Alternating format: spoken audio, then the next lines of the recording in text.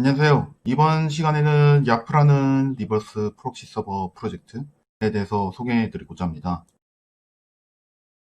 저는 김홍민이고요. 현재 필라웨어라는 곳에서 산업기능요원으로 일하고 있습니다. 주로 벤더사들의 서드파티 웹 애플리케이션을 개발을 하고 있고요. 또 마이크로소프트 런 스튜던트 앰베서더라는 활동도 같이 하고 있습니다. 학생 신분이신 분들이 지금 만약 신청하고 계시다면 많은 관심 부탁드립니다. 이번 시간에는 일단 리버스 프록시에 대해서 설명을 드려야 되는데, 프록시라는 것 자체가 생소할 수도 있는 부분이기도 하고 많은 배경 지식을 요구할 수도 있는 부분이긴 합니다. 이번 세션을 통해서 여러분들이 프록시에 대한 이해와 야프를 활용해서 다양한 시나리오에 적용할 수 있는 기회가 되었으면 좋겠습니다. 먼저 프록시에 대해 잠깐 짚어보고 가겠습니다. 일반적인 클라이언트와 서버의 통신 방식을 보면 클라이언트는 서버에 대해 어떤 리소스를 요청을 하고 또 그에 따른 응답을 받는 형태일 건데요. 사실 클라이언트 입장에서는 서버가 어떻게 리소스를 제공하였는지는 중요하지 않죠. 요청을 하기 전에 이미 신뢰할 수 있는 서버인지 등 확인을 할 것이고 해야만 하죠. 이걸 웹 애플리케이션의 경우에는 브라우저가 보통 도와주기도 하는데 어쨌든 결과적으로는 리소스만 제공받으면 되기 때문이죠. 이런 상황에서 프록시가 구분되는 기준 및 그리고 어떠한 역할을 할 수 있는지 한번 살펴보도록 하겠습니다. 프록시는 한글로 대리 혹은 대리자라는 뜻을 가지고 있는데 말 그대로 중간에서 어떤 요청에 대해서 대리자의 역할을 할 수 있다고 보시면 될 것 같습니다. 그림의 앨리스는 밥이 현재 시각이 몇 시인지 알고 있고 요청을 하고 있습니다. 중요한 거는 대화를 보시면 밥의 입장에서는 프록시가 요청을 하였기 때문에 앨리스가 요청하였는지는 알 수가 없습니다. 앨리스가 지금 프록시라는 쪽에 몇 시인지를 물어보고 프록시는 그걸 지금 밥에게 몇 시냐는 질문만 지금 하고 있죠. 이러한 형태를 포워드 프록시라고도 하고 오픈 프록시라고도 하는데 대표적으로 클라우드 플레이어 같은 이제 1.1.1.1이라는 서비스를 대표적으로 줄 수가 있습니다. 핸드폰이나 컴퓨터에서 여러분들이 주로 설정해서 사용하는 것들이 이제 바로 이 포워드 프록시를 나타내는 것입니다. 그리고 오늘의 주제인 리버스 프록시입니다. 클라이언트 입장에서는 example.com이라는 것이 프록시 서버인지 웹 서버인지는 사실 중요하지 않아요. 단지 example.com이라는 곳에 라는 서버에 이제 리소스를 요청을 했을 뿐이고 그에 대한 응답을 받아서 사용하는 형태인 것이죠. 즉 앞에서 설명드린 포워드 프록시와는 다르게 믿을 만한 example.com이니 리소스를 주세요라고 하는 것이라고 보면 될 것 같아요. 후엔 그림과 같이 프록시가 내부적으로 응답을 받아서 다시 이제 클라이언트에 전달을 해주는 형태가 될 것입니다. 그러면 이제 엔드 유저 입장에서 한번 보면 인터넷 쪽 입장 두 가지 프록시 형태를 한번 정리를 해보자면 대상이 누군지는 알지만 대신 요청을 부탁하는 포워드 프록시와 요청은 했는데 알고 보니 뒤에 여러 단계가 있었다라는 이제 리버스 프록시로 나눠진다고 보시면 될 것 같아요. 엔드 유저의 입장에서 바라봤을 때. 그리고 백엔드의 입장에서 프록시를 통해 가능한 것 또는 할 수 있는 것은 중간의 입장에서 할 수 있는 어떤 모든 것들이라고 보시면 될 것 같아요. 일단 보안의 측면인데요. 제공하고자 하는 리소스에 대해서 프록시 서버가 문지기 역할을 할 수가 있겠죠. 인증을 통해서 사용자 식별이 가능을 할 수도 있겠고 사용자에 따른 권한 및 정책을 수립을 할 수도 있겠죠. 그리고 두 번째로 캐싱입니다. 특정 리소스가 너무 많은 요청을 반복적으로 받는다면 서버가 부하가 그만큼 심해질 수 있기 때문에 프록시 서버를 통해서 그런 리소스들을 미리 캐싱을 해놓고 제공을 할 수도 있을 것 같아요. 그리고 부하 분산 및 제어의 역할도 할 수 있겠죠. 우리가 뭐 보통 말하는 부하 분산이나 이런 것들은 뭐 L4 장비, 뭐 흔히 말하는 이제 뭐 로드 밸런싱의 목적에 쓰인 그런 장비나 그런 것들을 이용해서 뭐 하는 부하 분산의 형태일 수가 있는데, 프록시는 뭐 HTTP 레벨이기 때문에 HTTP 레벨에서의 이제 부하 분산의 형태로 이제 서비스를 제공할 수 있다고 보시면 될 것 같아요. 마지막으로 헬스 체크의 관점, 즉 상태 모니터링의 관점에서도 한번 고려를 해볼 수가 있겠죠. 프록시 서버를 사용을 하면 뒷단에 있는 어떠한 특정 서버들에 대한 상태나 이런 것을 쉽게 체크를 할 수가 있고 파악이 가능을 할 것 같아요. 뭐 이외에도 중간에서 할 수 있는 뭐 모든 많은 관점에서의 뭐 기능이 있을 텐데, 이런 한 프록시 서버를 이용하면 이러한 장점이 있다고 보시면 될 것 같아요. 이제 야프를 한번 살펴보겠습니다. 사실 저는 야프를 프록시킷이라는 프로젝트를 통해서 알게 되었는데, 현재 이 프록시킷이라는 프로젝트는 개발이 중단된 상태고요. 레포지토리에서도 야프로 마이그레이션 하라고 명시가 되어 있긴 합니다. 이러한 프로젝트의 탄생의 배경에는 ASP.NET Core가 과거에 ASP.NET 같이 이제 윈도우즈 서버에서 IIS 환경에서만 호스팅되는 것이 아니라 캐스트렐 서버 같은 걸 이용해서 이제 리눅스 등 모든 플랫폼에서 이제 단독으로 실행이 될 수가 있는데, 문제는 이 캐스트렐 서버 자체가 기존 리눅스에서 사용하는 아파치나 엔진엑스 같은 웹서버들만큼 기능이 충분하지가 않아서 웹서버들과 이제 이 리버스 프록시 구성을 통한 아키텍처가 이제 권장이기도 했습니다. 즉, 아파치나 엔진엑스를 두고 이제 캐스트렐 서버로 이제 서비스가 되는 ASP.NET Core 웹 애플리케이션을 이제 뒷단에 두는 형태로 이제 하는 거죠. 이 야프의 경우에는 아직 프리뷰 단계이긴 하지만 활발히 컨트리뷰션이 계속 진행되고 있는 오픈소스이기도 하고요. 정식 릴리즈가 되기 전에 사용에 있어서는 무리가 있지만 충분히 한번 검토를 해보실 만한 프로젝트라고 생각을 합니다. 단넷코어 3.1부터 지원이 되고 단넷 5가 권장 사항으로 되어 있습니다. 그리고 현재는 기존 ASP.NET Core 프로젝트에 누계 패키지 등으로 이제 추가를 해서 사용을 하실 수가 있고, 향후에 그 프로젝트 템플릿이나 EXE 등 설치 패키지 형태로도 제공이 될 예정이라고도 이제 마일스톤에 이제 나와 있기도 하고요. 그래서 결론적으로는 기존 인프라 환경들뿐만 아니라 마이크로 서비스 환경 등에도 충분히 활용될 수 있는 프로젝트라고 생각합니다. 야프에 대한 독스는 이 슬라이드의 주소를 참조를 해주시면 되고요. 지금부터는 몇 가지 데모를 한번 살펴보도록 하겠습니다. 네, 이제 그러면 샘플 프로젝트를 한번 만들고 데모를 한번 해보도록 하겠습니다.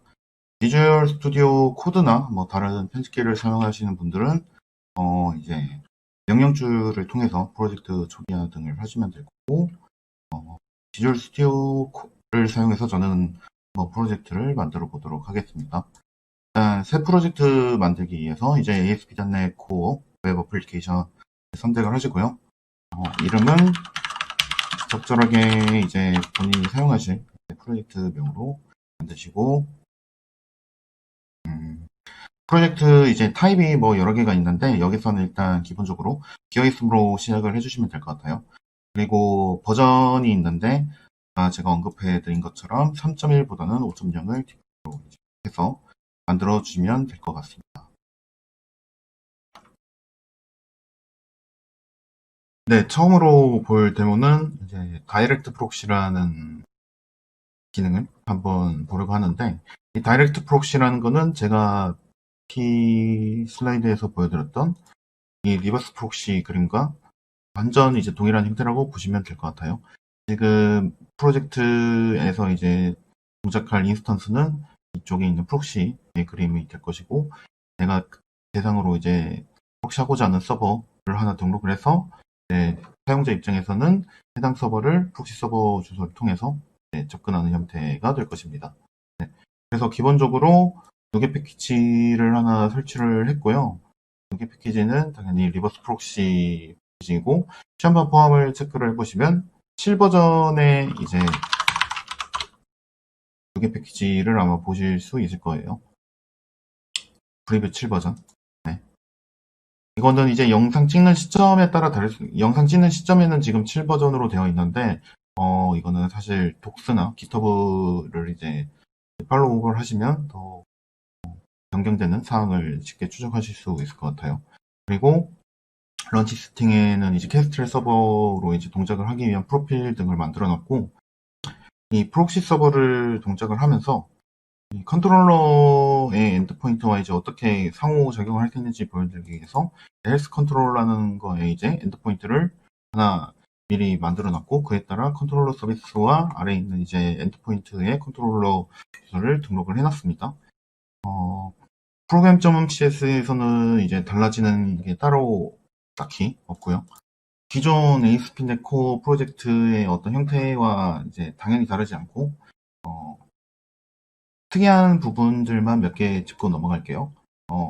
이렇게 엔드포인트 파이프라인 내에서 보면 컨트롤러의 맵은 이제 제가 헬스 컨트롤러에서 사용하기 위해서 이렇게 등록이 되어 있는 건데, 이렇게 보시면 캐치홀이라고 되어 있어서 느낌이 오시죠? 모든 리퀘스트를 이제 이러한 프록시 설정으로 이제 사용을 하겠다라고 되어 있어요.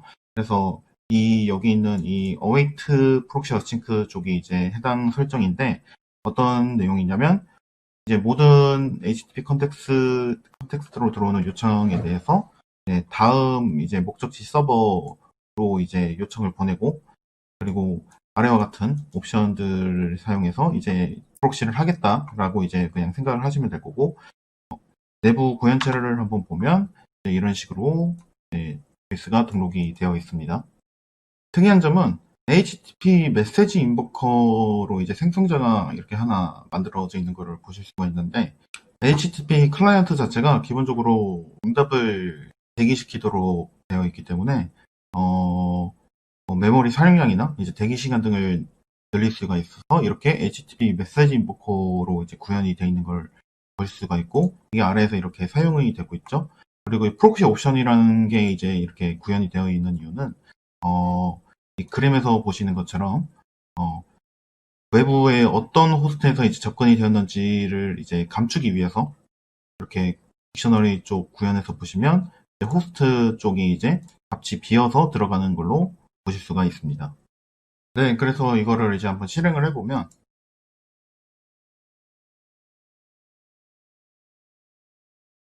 제가 등록한 6001번으로 통해서 한번 들어가 볼게요.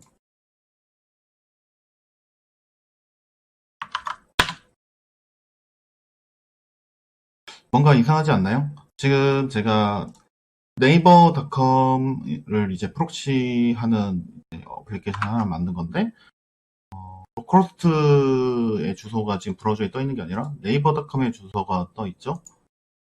그 이유는 네이버닷컴의 실제 전체 주소를 보시면 네이버닷컴이 아니라 www.naver.com FQDN 자체가 이렇게 되어 있습니다. 그러면 처음으로 돌아가서 제가 개발자 도구를 켜고 한번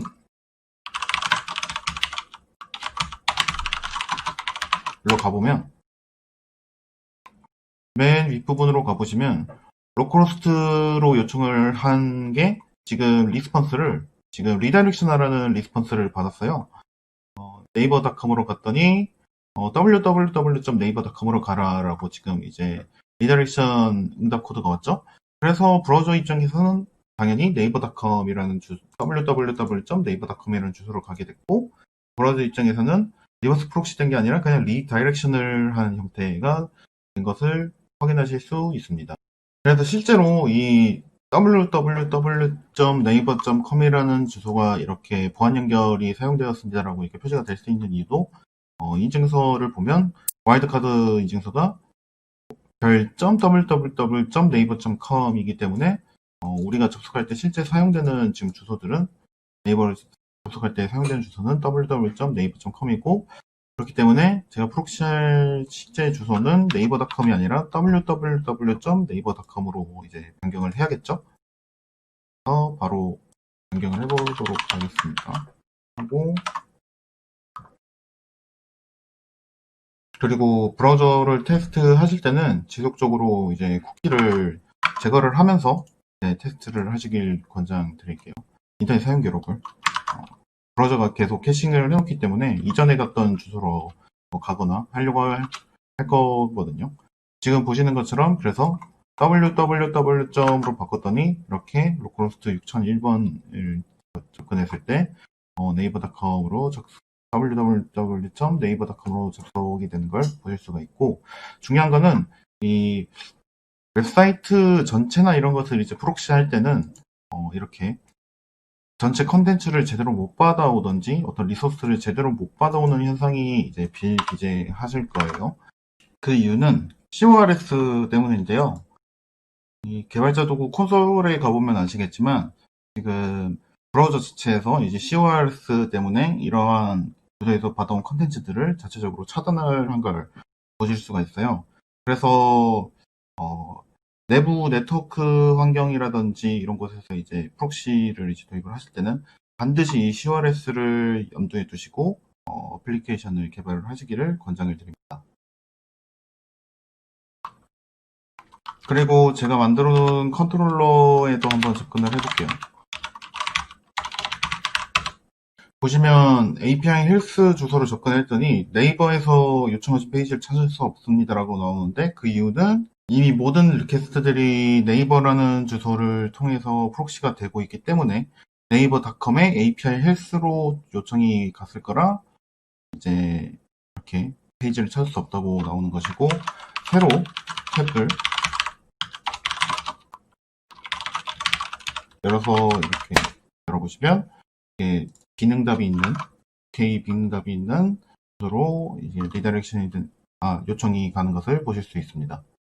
그래서 이제 다이렉트 프록시에 대해서 정리를 해보자면 뭐 자세한 내용은 독스에서 참고를 하시면 되겠지만 gRPC라든지 웹소켓 같은 특정 스트리밍 프로토콜에 대한 지원도 되고, 아래에 보시면 이제 에러 핸들링을 위한 이제 이러한 설정도 추가를 해서 사용할 수 있다는 걸 이제 알고 넘어가시면 될 것 같습니다.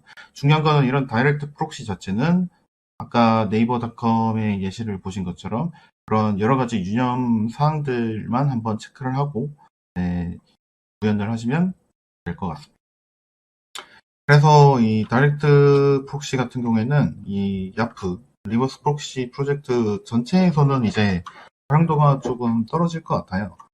좀 특수한 상황, 어떤 특정 서버 하나를 바라봐야 되는 상황이기 때문에 라우팅이라든지 뭐 HTTP 레벨에서의 뭐 로드 밸런싱이라든지 세션 어피니티 같은 거는 이제 당연히 사용 못 할 거고, 오로지 그 프록시하는 서버 뒷단에 있는 또 다른 친구들의 이제 의존을 할 수밖에 없는 상황이 아마 찾아올 것 같아요. 그래서 이번에는 다이렉트 프록시가 아니라 이제 여러 클러스터들을 등록을 하고 그에 대해서 라우팅을 어떻게 할 수 있는지를 이제 두 가지 샘플을 통해서 이제 설명해 드리도록 하겠습니다. 그 리버스 프록시 레포지토리 자체에 있는 샘플을 한번 살펴볼 건데요. 라이브러리 자체의 프로젝트들은 이제 보시는 것처럼 이렇게 있고, 테스트 프로젝트도 이렇게 존재를 합니다. 그리고 샘플을 이제 어떻게 활용을 하느냐를 이제 좀 알려드릴 건데요. 샘플 서버가 우리가 이제 프록시 하고자 하는 대상 서버가 될 거고요. 샘플 클라이언트는 이제 브라우저가 아닌 클라이언트 입장에서 클라이언트 콘솔 어플리케이션 같은 입장에서 이제 테스트를 하기 위한 이제 프로젝트인 거고, 나머지 이렇게 5개의 프로젝트가 실제 이제 리버스 프록시의 역할을 할 어플리케이션의 프로젝트라고 보시면 될 것 같아요.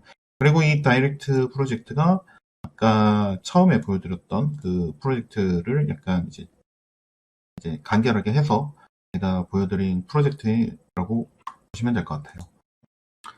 컨피그 프로젝트부터 살펴볼게요. 일단 기본적으로는 스타트업 클래스에서 컨피그레이션이 인식되어 있고 서비스가 등록이 되어 있는데, 현재 지금 앱 세팅즈에서 리버스 프록시라는 속성을 띈 이제 영역에서 데이터를 불러와서 이제 사용을 하겠다라고 되어 있고, 그 밑에 이제 엔드포인트에 그에 따른 이제 라우팅 테이블이 컨트롤러와 같이 이제 등록이 되어 있습니다. 설정이 좀 복잡하기 때문에 이제 같이 샘플 서버랑 이제 같이 이제 실행을 시켜놓고 하나하나 이제 좀 보여드리도록 할게요. 일단 프록시를 할 서버인 이제 샘플 서버를 이렇게 실행해도록 하고, 보시면 엔드포인트를 이렇게 4개를 가지고 있죠.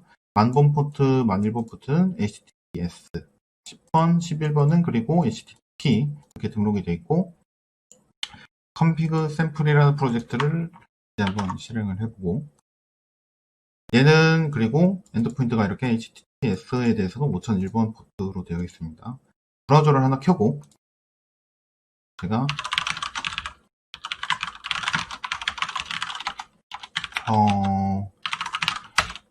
이런 식으로 제가 보내봤어요. 이게 어떻게 되는 과정이냐면, 세팅즈로 한번 가볼게요. 세팅즈에 가보면 이 클러스터라는 거는 대상 주소들을 여러 개를 이제 클러스터 단위로 이제 관리를 하겠다라는 거고, 그 클러스터에 대해서 여러 가지 설정들을 할 수 있습니다. 예를 들어서 주소를 이렇게 2개를 등록을 해놓고 로드 밸런싱 폴리시라는 걸 하게 되면, 이 로드 밸런싱 폴리시에 따라서 대상 주소로 리퀘스트가 이제 밸런싱이 된다는 상태이고요. 세션 어피니티라는 거는 IIS나 이제 여러 이제 웹서버를 운영해 보신 분들이라면 친숙한 이제 말 그대로 한 붙었던 세션에 계속 이제 붙을 수 있는 설정을 의미하고, 예를 들어서 이 첫 번째 데스티네이션에 붙었던 이제 세션이라면 계속해서 이제 첫 번째 주소에 이제 요청과 이제 응답을 받을 수 있도록 이제 할 수 있는 설정이라고 보시면 될 것 같아요. 그게 이제 쿠키로 이렇게 돌아간다라고 보시면 됩니다.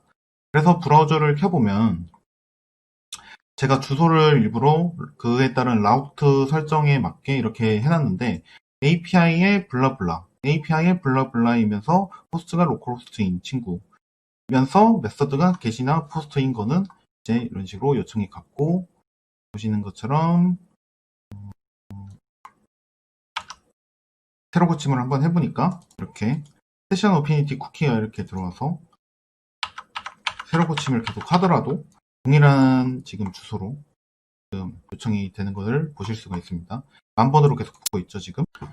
그리고 이 아래 3가지 헤더 값은 원본 요청의 정보를 나타내고 있는데, 원본 요청이 어떠한 프로토콜로 어떤 호스트에 어떤 IP 주소로부터 왔는지가 이제 프록시 어플리케이션 뒤에 있는 서버로까지 전달된다고 보시면 될 것 같아요.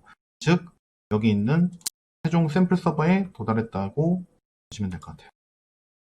그래서 이 지금 크롬 브라우저를 통해 띄워놓은 탭에서는 이제 계속 어떠한 요청을 하더라도 이 1000번 포트로 붙을 거고, 다른 크롬 탭을 띄워서 동일한 주소로 요청을 해도 자꾸만 여기로 붙을 거예요. 왜냐하면 한번 지금 붙여놓은 지금 스크린보드가 있기 때문에 이후에 열리는 이제 탭의 탭도 동일한 이제 세션으로 계속 붙을 거고요. 왜냐하면 지금 어피니티 설정이 이렇게 되어 있기 때문에 같은 쿠키 값을 가지고 있죠. 그래서 다른 브라우저를 한번 띄워볼게요. 다른 브라우저를 가지고 띄웠을 때 보시면 다른 포트로 다른 어피니티 쿠키 값을 지금 가지고 있는 것을 확인하실 수 있고, 이게 설정한 로드 밸런싱 정책이기 때문에 이런 현상을 확인하실 수가 있습니다. 정리를 한번 해볼게요. 일단 라우팅 정책부터 보면 HTTP GET 호스트인 요청에 대해서 주소가 로컬호스트의 API의 액션이라고 이제 들어오는 요청들은 클러스터 1으로 프록시를 해줄 거예요. 클러스터 1은 주소가 2가지가 등록이 되어 있는데, 이 두 가지 주소에 대해서 이제 프록시를 해줄 때는 로드 밸런싱 정책과 세션 어피니티 정책을 적용을 할 거예요. 세션 어피니티는 쿠키로 설정이 되어 있고, 로드 밸런싱은 이제 이렇게 랜덤하게 해주는 거기 때문에 이렇게 크롬에서 특정하게 띄운 친구는 계속 이제 붙었던 주소로 이제 프록시가 될 거고, 다른 브라우저나 이제 다른 세션을 통해서 들어오는 친구는 다른 이제 로드 밸런싱 정책에 의해서 10번으로 로드 밸런싱 되는 결과를 얻어질 수 있을 것 같습니다. 것입니다. 이제 라우팅, 두 번째 라우팅 정책을 한번 살펴볼게요. 두 번째 라우팅 정책은 클러스터 2에 적용을 할 거고, 로컬호스트에 이러한 주소의 형태로 들어오는 친구들에 대해서 적용을 클러스터 2에 프록시를 할 거다. 그리고 어떻게 할 거냐면 트랜스폼이라는 속성 아래에 정의되어 있는 값들로 이제 정책을 할 거다라는 게 선언이 되어 있습니다. 막 복잡하고 많은 설정들이 되어 있긴 한데 다 개별 설정들이기도 하고 주로 쓰이는 설정들이 잘 쓰일 수 있는 설정들이기 때문에 이거는 데모를 통해서 또 보여드리도록 할게요. 브라우저를 실행하고 제가 저 규칙에 맞게 한번 입력을 해보겠습니다. API의 v1 스톱 아이템이라고 한번 해보겠습니다. 제가 이렇게 요청을 했는데 실제 뒤쪽 서버에 요청된 거는 보시는 것처럼 API S에 후에 바 이렇게 변환이 되었어요. 지금 주석을 제가 패스셋이라는 거는 아예 전체 주소를 변환하는 거기 때문에 주석을 해놨고 remove prefix라는 거는 프리픽스를 붙일 거기 때문에 또 주석을 해놨어요. 그래서 보시면 API S라는 게 추가가 이렇게 되었고 그 다음에 변환되는 패턴 자체가 또에 바에 이렇게 API에 스토프로 넣은 게 지금 저렇게 변환이 된 거를 보실 수가 있어요. 그리고 아까와 같이 원본 요청 들어온 호스트는 지금 프록시 어플리케이션 5001번 HTTPS로 로컬호스트로부터 이제 요청이 왔다. 그리고 헤더 값들이 트랜스폼에 설정한 것들에 따라 헤더 값이 추가가 되었다까지 확인을 하실 수가 있습니다. 그리고 이 코드 프로젝트의 가장 큰 특징은 이 프록시 컨피그 프로바이더를 직접 등록하는 건데요. 컨피그 프로젝트와의 차이점은 직접 등록을 하였느냐 아니냐의 차이일 것 같아요. 컨피그 프로젝트 같은 경우는 이렇게 기본적으로 구현되어 있는 것을 사용을 한 거고 코드 프로젝트 같은 경우에는 이렇게 인메모리 컨피그 프로바이더라는 게 이제 구현이 되어 있죠. 이 컨피그 프로젝트에서 잠깐 보고 넘어갔던 라이브 리로드 코드 예제에는 이렇게 직접 구현이 되어 있습니다. 보시는 것처럼 인메모리 컨피그 프로바이더가 구현이 되어 있고 이것이 시작될 때 get 컨피그를 호출을 하게 되는데요. 중요한 점이 이 iProxy 컨피그 프로바이더가 등록이 될 때 반드시 DI 컨테이너에 등록될 때 싱글톤으로 등록이 되어야 된다는 점입니다. 어플리케이션 시작 시에 프록시가 인스턴스를 확인을 하고 이제 그 컨피그를 이제 로드를 하는 거죠. 따라서 이 라우트나 클러스터가 이제 내부적으로 변경이 되면 이제 그걸 알고 이제 즉시 다시 로드가 되는 형태인 것입니다. 그리고 마지막으로 어스 프로젝트의 경우에 프록시를 거치기 위해선 인증과 권한이 필요한 부분에 대해서 이제 나타낸 예제인데요. 보시는 것처럼 앱세팅즈에 두 가지 라우팅 정책이 걸려 있는데 디폴트라는 주소로 들어온 요청은 디폴트 정책을 따르도록 클레임으로 들어온 요청은 커스텀 클레임이라는 요청을 따르도록 되어 있고 이게 현재 스타터 클래스에 등록이 되어 있습니다. 쿠키 인증을 사용하도록 되어 있고 커스텀 클레임이라는 이제 정책에 대해서는 반드시 어떤 인증이 되어야 된다는 것을 나타내고 있습니다. 그래서 예제를 데모를 한번 보시면 실행해서 차이 정도만 확인하고 넘어가도록 하겠습니다. 일단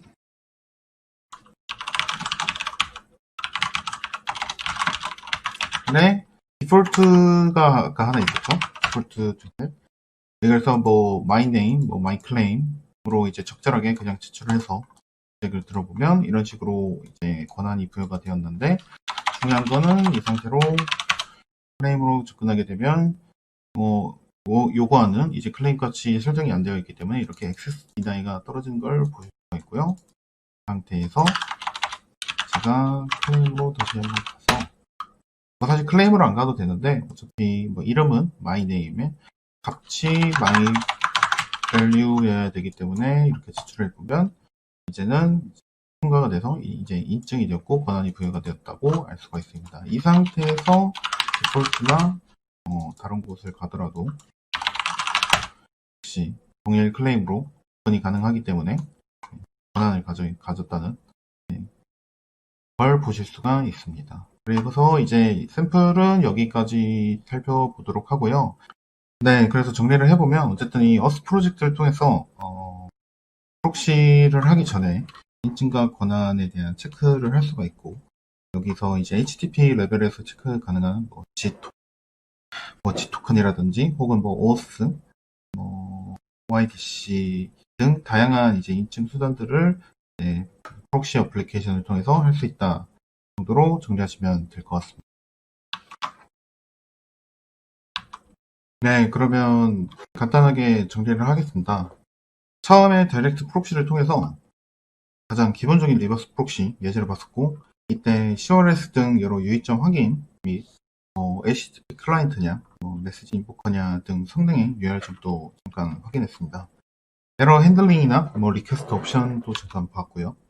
그리고 컴플리케이션을 할 때 라우트에서는 헤더나 권한 정책, 구역, CORS 등 여러 설정이 가능했고, 또 이 클러스터에서는 세션 어피니티나 로드 밸런싱, 헬스 체크 옵션 설정 등도 가능한 것을 봤습니다.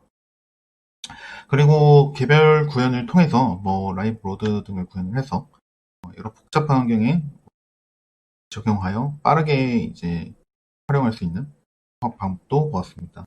물론 인증이나 권한적인 부분도 체크를 했지만 중요한 거는 이런 식으로 이제 프로젝트의 특성을 살리는 부분을 보았던 것 같아요. 준비하면서 가장 이제 힘들었던 부분이라면 이 용어들을 어떻게 짚고 넘어갈 수가 없었다는 점인데요. 이 프록시라는 개념을 파다 보면 어쩔 수 없이 맞닥뜨리는 개념들이라 병행해 나가면서 이제 학습을 하는 것을 추천을 드립니다. 저 같은 경우에도 아직 많이 미숙하지만 모질라나 이제 docs.microsoft.com 같은 곳에 이제 잘 설명이 되어 있기 때문에 그런 것들을 참고하시면서 보시면 될 것 같습니다. 지금까지 프로젝트 소개를 해드렸는데요. 궁금하시거나 같이 뭔가 연구를 해보고 싶으신 분이 계시다면 제 메일로 연락 꼭 부탁드립니다. 감사합니다.